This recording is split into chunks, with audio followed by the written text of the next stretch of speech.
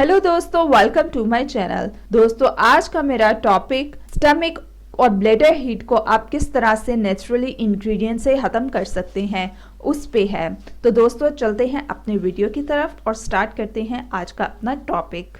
दोस्तों, ज़्यादातर तली और मसालादार चीज़ें खाने से ना सिर्फ सेहत पर बहुत बुरे असरात पड़ते हैं, बल्कि इससे आपके स्टमक में हीट भी पैदा होने लग जाती है और मसाने में भी गर्मी बहुत ज़्यादा हो जाती है। इससे यूरिन की बीमारी पैदा होने लग जाती है और खुराक दुरुस्त तरीके से हजम ना होने की वजह से मैदे की खराबी भी बढ़ जाती है। इसलिए ज़्यादातर स्टमक में गर्मी और ब्लैडर में गर्मी गर्मियों के मौसम में ही पैदा होती है। मसाने की गर्मी का असर रिप्रोडक्टिव सिस्टम पर पड़ता है।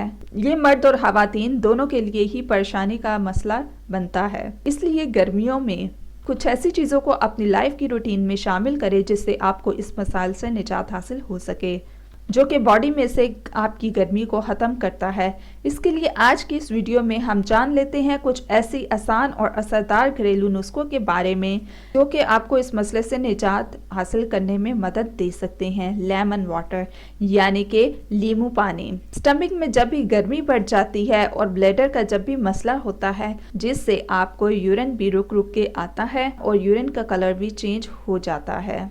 इस सूरत हाल में अगर गर्मी को वक्त पर ठीक ना किया जाए तो ये संगीन बीमारियों को गर्मी में इस प्रॉब्लम से बचने के लिए नींबू पानी बहुत ही ज़्यादा मुफीद है।